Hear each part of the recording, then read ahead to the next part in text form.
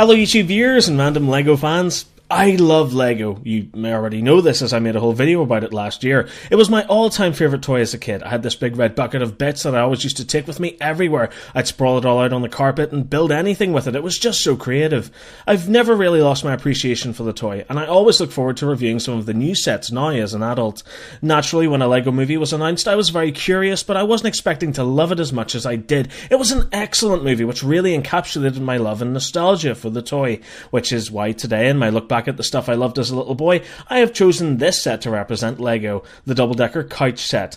Why this and not Metalbeard's ship or one of the other awesome vehicles from the end fight? Well, because this is one of the things that I would have built as a kid, sadly enough, and it represents that great variety of LEGO. You can build a super cool spaceship, or you can build something totally bizarre like a couch with 2 levels.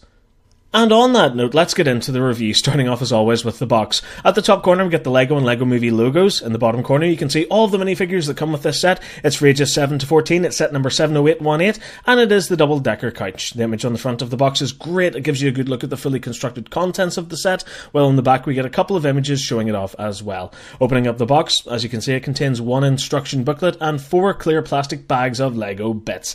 And that does it for the packaging, so let's get this thing built. Cue the time-lapse.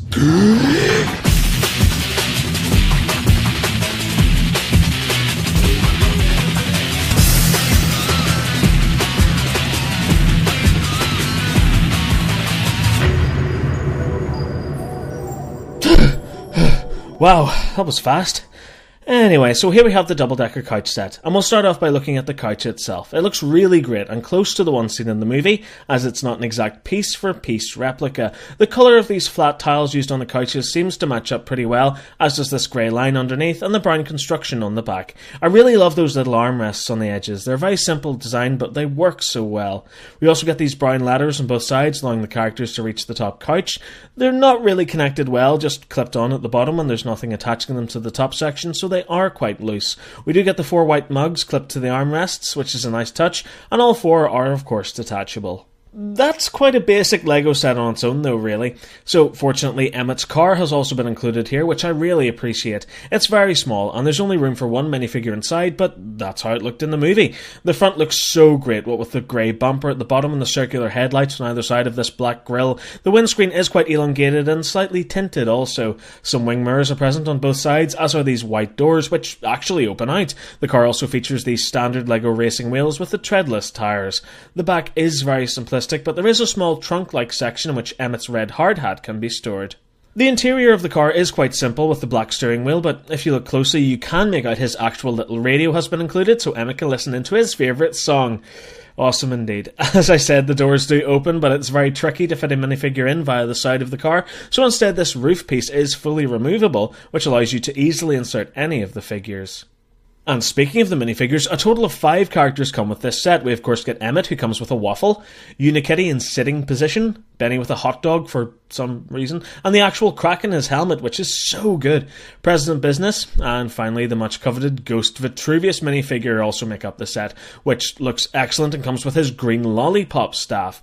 What's more is that the ghostly sheet section covering his head and draping down over his body is actually glow in the dark, and as you can see, when I say glow in the dark, I don't mean that it kind of glows, I mean that it is bright. Look at this thing, I'm amazed at how much light it emits. That's so awesome. All of the characters with faces of course contain that alternate facial expression feature, so removing their hair and twisting their heads to 180 degrees and then replacing their hair will give the characters a different look on their faces. What's more is that Unikitty also offers this feature, albeit in a slightly different way. A fully alternate face brick has been included, which can be switched around to give her an alternate sad look, so that's a really nice touch. So overall, what do I think of this set? Well, initially I found the choice of minifigures included here to be really odd. Why not include Wildstyle or Batman? Why is President Business here? And why is Vitruvius dead, even though during the part of the movie where Emmett creates the double-decker couch he's still alive? But then I got to thinking about it, and I realised something. The double-decker couch on its own is very basic, a nice novelty, yes, but not exactly the most awesome Lego set out there.